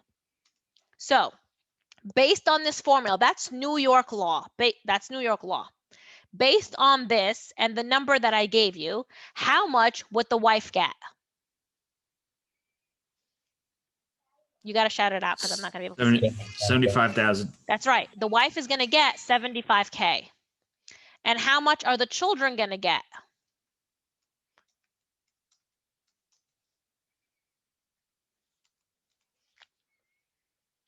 about 8,300 each. It's like 8. Yeah, it's the 25 divided by 3. So it's like 8 and something, like 8.1 maybe. Something like that. 8,333. Yeah. Right? So that's actually how much they would get. And that's if you're assuming that it's a wife that survived and 3 children. So now we're going to change it up a little bit. If we have, so now we'll continue. So now we have W, which is wife, and ABC. And there is 200,000 at the time of wife's death. So now we're killing off the wife. We have 3 children. A and B, I'm going to write it down. A, wife is dead. A is 25 years old. B is 18 years old. And C is 10 years old. How much does A, B, and C get? I gotta do the math myself. Hold on. 75 divided by 3. Where are you coming up with 75? In this scenario, when the wife died, she had 200,000.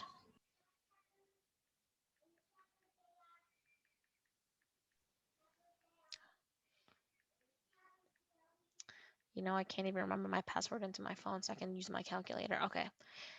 When based on a 200,000, and if their wife only has 3 children, those are the distributees, those are the heirs at law, the 200,000 would be divided by the 3 children equally. So 200 divided by 3 equals 66.66. So each kid, yeah. There is no husband in this situation? Correct. There's no husband. Husband died in the first scenario. Oh, okay. Wife died in a second scenario, and now we have just A, B, and C alive. And wife accumulated an extra 100,000, so that's why she's left with 200,000. So you would divide the 200 by 3. Okay, so this is all assuming there's no will. This is just the laws of intestacy. Let's do a couple of other, also intestacy. So there's no will. I mean, yeah. I mean, that's what technically is supposed to happen, but in reality, like the oldest person, like the wife is gonna get most of the money because she's a parent, and No, I will tell you that again, because that's the court I work in. Especially if there's a minor, there's actually a lot of oversight from the court to make sure that the minor gets their share.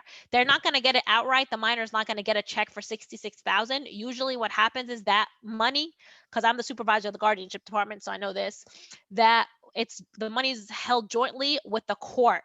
So we monitor that money up until the kid turns 18. Really? And yeah, and also if there's a minor, there's also a guardian ad litem that's appointed by the court, which is another attorney, to make sure that each person gets what they're supposed to do. And there's an accounting that's usually done at the very end to make sure that each person, and if one of the kids doesn't get the money that they're supposed to, they can bring an action in the court to get what they were supposed to get. Now, if the oldest child is a creditor and they paid the funeral bill and they paid the mortgage and they paid all this stuff, they're allowed to get reimbursed for that, but they can't just take the money, for the hell of it. If there's a will and mom or dad left them that money, then that's something separate. Hold on, let me just I'm looking into the chat. How much did the last example the kids received is 200 divided by 3. According to my calculator, it was 66,000 and 2/3. Okay, so that's that. Now the next thing I'm gonna talk to you about is the pecking order, right? If you have somebody who's married, H is married to Y. And let's say there's no kids. $100,000. How much does Y get? all of it. All of it. All of it. Let's say, let me take it back. So whenever you have a marital relationship, the spouse gets 50,000 plus half the balance. The children get the other half. Let's say you have a scenario where 25-year-old died, no spouse, and no children. Who inherits next? Parents. That's right, the parents. That's the pecking order. So if there's no spouse, there's no children, it goes up a level. So the person who died, the parents share equally. So the parents of the deceased share. If there's only one parent, they get that in its entirety. Let's say for the next example, 25-year-old died, no spouse, no children, and no parents. Who gets next? Sibling. Siblings. The siblings of the 25-year-old. And I'm going to only hold you responsible to that point. It goes out further. There's a whole pecking order of people. I know that some people erroneously believe that if you don't have a will, the state or the government is going to get your money. That's not the case. I mean, for the state to get your money, you would have to have nobody. If you died without a will, you would have to have no spouse, no children, no parents, no siblings, no nieces and nephews, no uncles and aunts, no blood lineage anywhere. So this is all, again, with no will. Any questions before I move on to what happens with a will? No. Okay, so when you have a will, the will gets probated, which means proven by the court. And basically, your will, actually, I don't need this thing here for that. Let's stop sharing for now. Your will, you can leave your money, your assets to whoever you want. So let's say you are married and you have 3 kids, but you hate your spouse. They have tortured you and you only stayed married for the kids. There's actually a case, I remember reading this in law school. The woman had a will and she wrote how rotten of a husband she had, and she leaves him $1 for every rotten year of marriage they were together. So it amounted to like $50 or something. The problem is, and this is for New York, you cannot disinherit your spouse. So let me say it again. My husband's coming out. He's going to listen to this now. You cannot disinherit your spouse. Once you're married, that's it. That person is entitled to share in your estate. So you have to divorce him first. Ding, ding, ding, ding, ding. Okay. And there's cases where that is not finalized and it's in limbo and you're still considered married. And so that person you were trying to get rid of, they still get your stuff. And we've had a lot of cases like that. Is that just a New York thing or is that federal? I don't know if it's federal. I don't know, because there are some states where they have common law marriage. So it's not even like marriage with a certificate and license. So I don't know. So I'm only going to speak for New York. So when I test you, it's only going to be for New York. Okay. So what you can do, however, is if you do disinherit your spouse and you still put in the will that I'm married and I have my 3 children, but I'm purposely disinheriting my spouse because they're already getting X, Y, and Z, and I want to leave my money to my children. The person you're disinheriting, the spouse, has a certain window of time, and if they get a good lawyer, they can actually file something called a right of election. And in a right of election, I want you to write it down. In a right of election, the spouse that got disinherited can get 1/3. So when we talk about a right of election, so I'm going to say this. When you try to disinherit a spouse using a will, the surviving spouse can file a right of election and they can be entitled to 1/3 of the estate. So now I'm going to go back to that whiteboard. Let's do some numbers. So when we have a will and that's being probated, and you have husband, wife, 3 children. Husband dies and he tries to disinherit, right? He dies and leaves a will where assets are to kids only. And it's also valued at $100,000. How much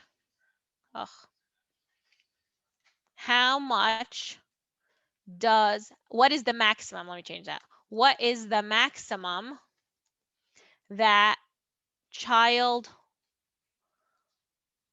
1 can get? Now I want you to think this through.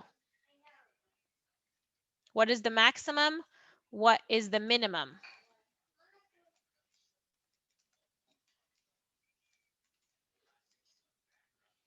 So think it through.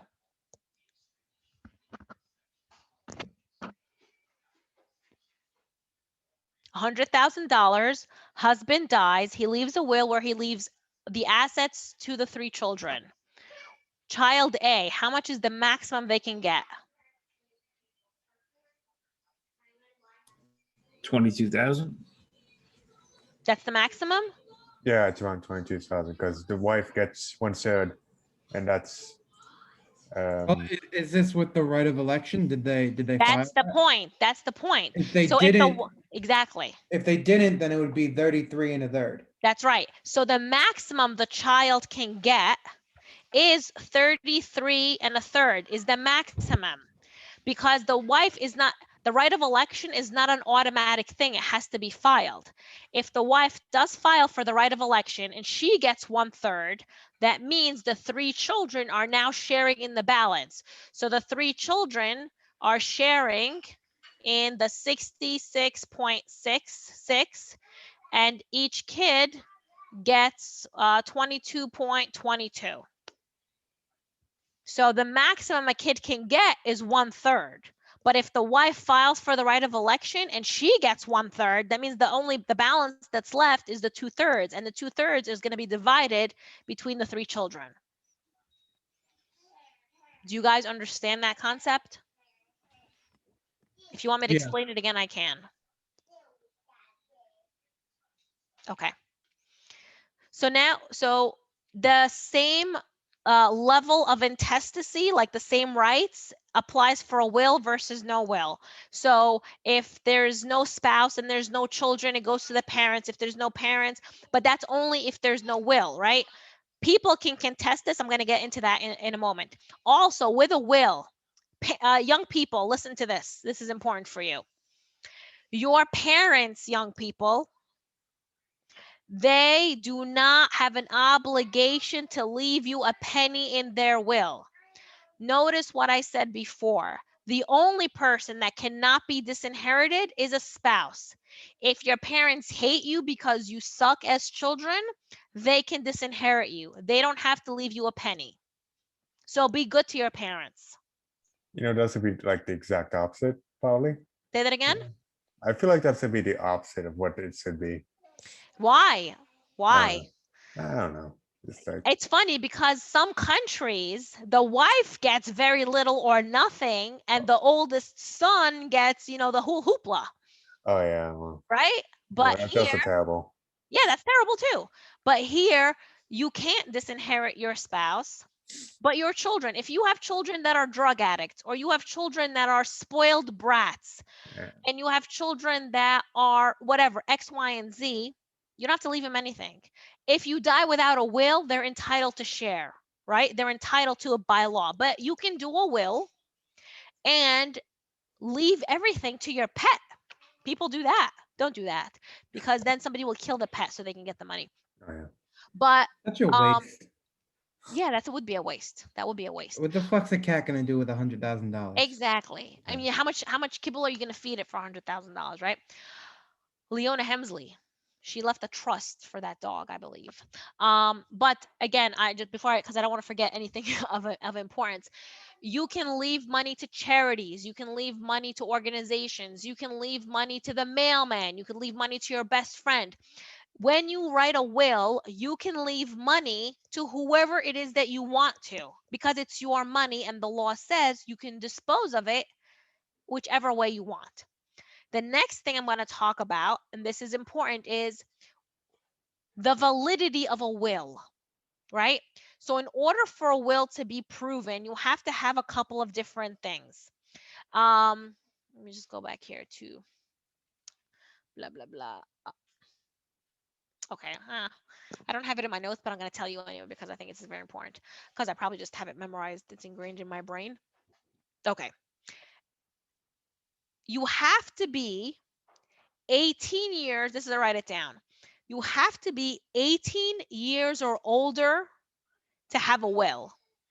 So in order for you to sign it and like leave your possessions to people, you must be 18 years or older.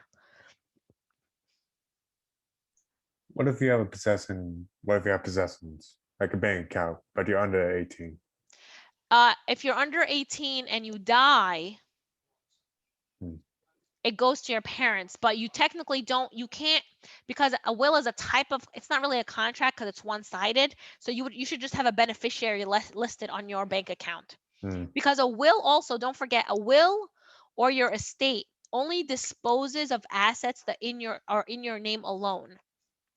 If you have beneficiaries listed, or if you have co-owners, remember we talked about houses, right? If the house is owned as joint tenants by the entirety of rights of survivorship, what's going to happen is when you die, the other person is going to get it. So it doesn't go through the probate process. It doesn't go through the estate process because there's already an owner. If you have a bank account that has a beneficiary, that beneficiary gets it. If you have an insurance policy and the insurance policy has beneficiaries, they automatically get it. But if you have a bank account in your name alone and you die, that's what will govern the intestacy if there's no will, or a probate if there is a will. So again, you must be 18 years or older in order to have a will. That will must be signed by two people. It must be witnessed, it must be witnessed and signed by two people. And it's got to be signed at the end. There's actually usually a ceremony that happens when you're doing a will. This stuff is not right, like not writing, this is listening. When you're signing it, you attest, you swear to the fact that you're able to read English, you can see clearly, the will has been explained to you, or that you understand the contents of the will. When you write a will and you leave things to people, and now you die, now this is the other write it down moment, there's 4 things that must be shown in order for this will to actually now be certified by the judge, for the judge to say this is a valid will. So the number, and I'll put this in the chat. So in order to have a valid will, you need to show, number 1, due execution, which means it was executed properly. So signed, witnessed, etc. Number 2 is you have to have the proper mental capacity. You have to be aware of what you're signing. You have to know the object of your bounty, which means you know how much money you have. It doesn't mean to the penny, but you know generally what your wealth is. You know who your family is. You don't have to be the sharpest tool in the shed, but you have to have an understanding of what you have, what you own, and who your family is. So that's proper mental capacity. You need, this is a write it down moment. You need very, very little mental capacity to do a will. Even people with dementia or Alzheimer's can have wills as long as it's done within a moment of lucidity. As long as they know what they're doing at that particular moment, then it could very well be a valid will. Number 3, there cannot be any undue influence. That means when you did that will, that nobody made you do it.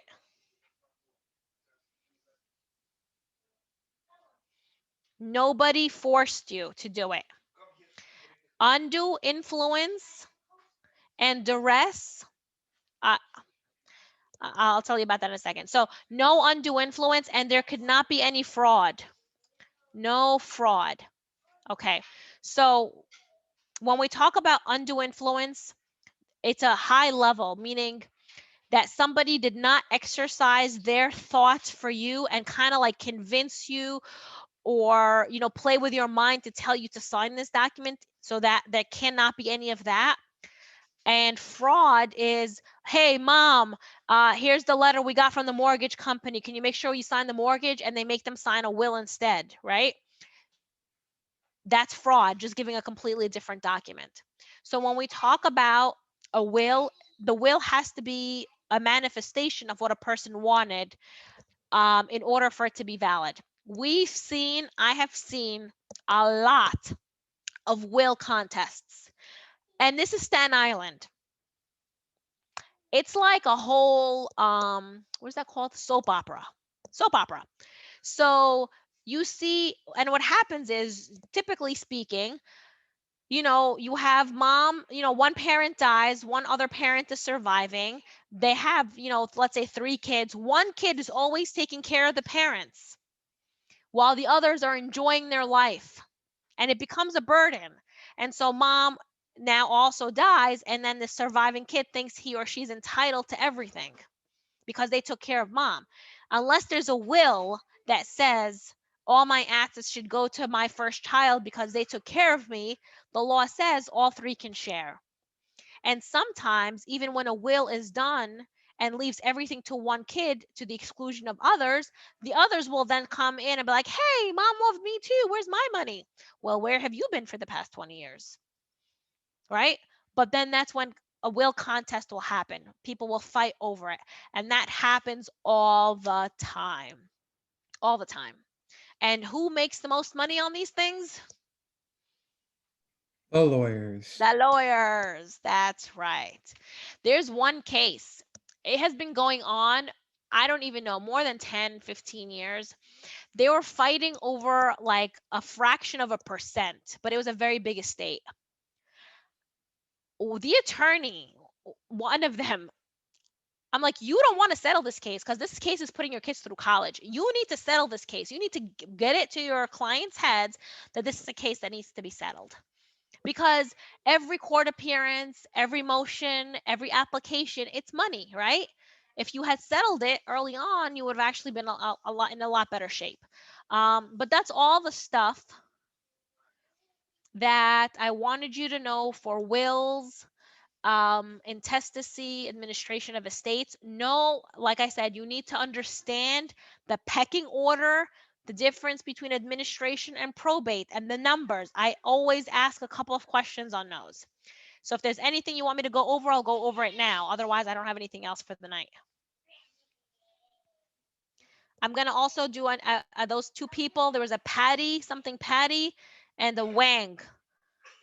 If you are in this class, I'm going to mark you as no longer present. You're going to be deregistered from this class. So if you're here, 3rd time, Wang and Patty.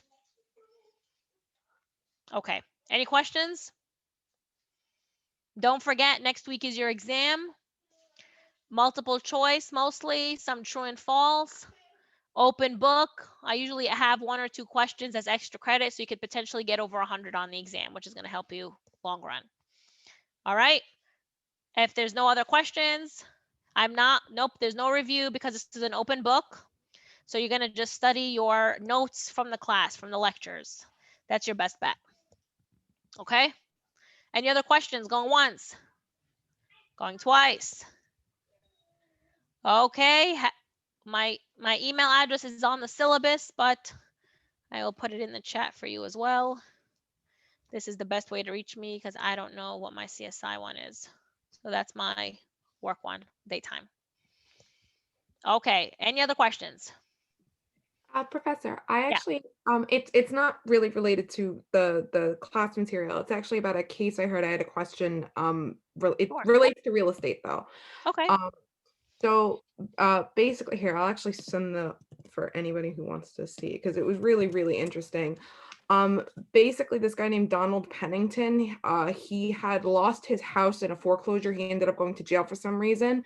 And then years later, somebody ended up buying the house, and he had this obsession with the house. He also had a license that still had the house listed to him. He was getting his mail still sent to that house, and he would do things like disconnect these people's utilities. He hired contractors, put burglar bars in the windows. And then at one point, the part that I wanted to ask about, he He had done this with several tenants, by the way. This wasn't just the last person he had done it to. He basically tried to get her evicted from her own house, despite the fact that she legally owned it. Because he had a driver's license that still listed it, somehow he was able to bring her to court over this, and he did it to her 3 times. The first 2 times, her father, who I think was listed on the deed, it was technically in his name, but his daughter lived in the house. They both went to the court the first 2 times he filed, but the 3rd time, they actually didn't show up to the court, and he won by default, and they actually had to go back and overturn it.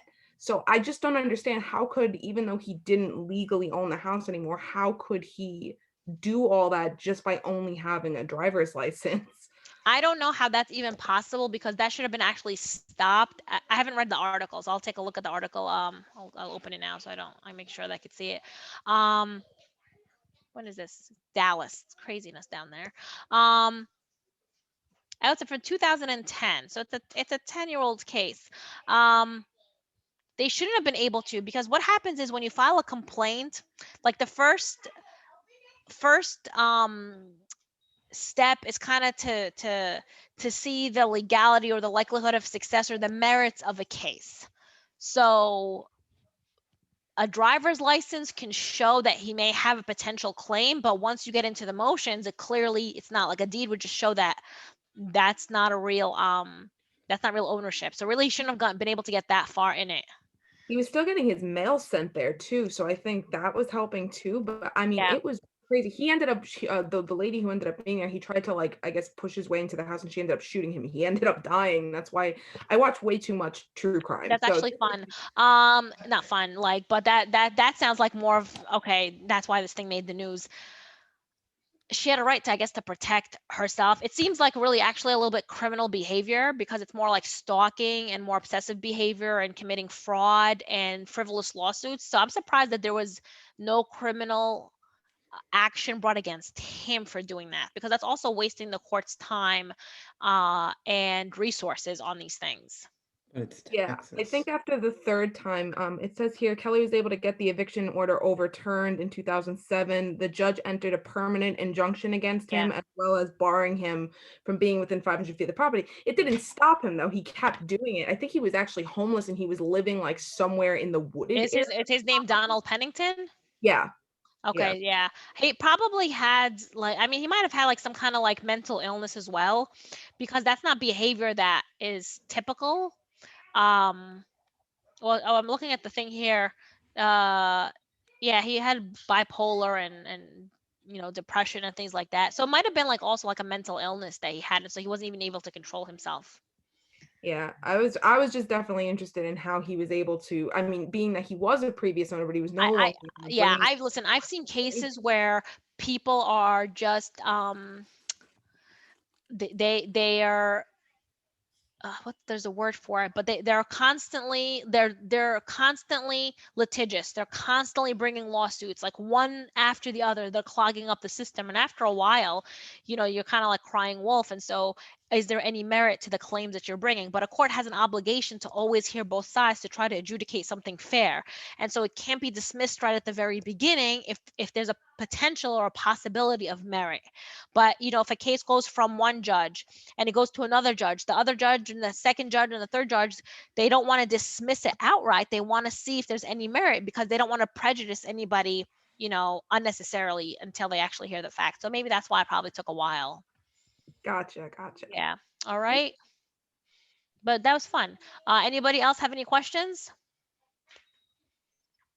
All right, I'm going to stop recording. Have a great night, everyone, and I will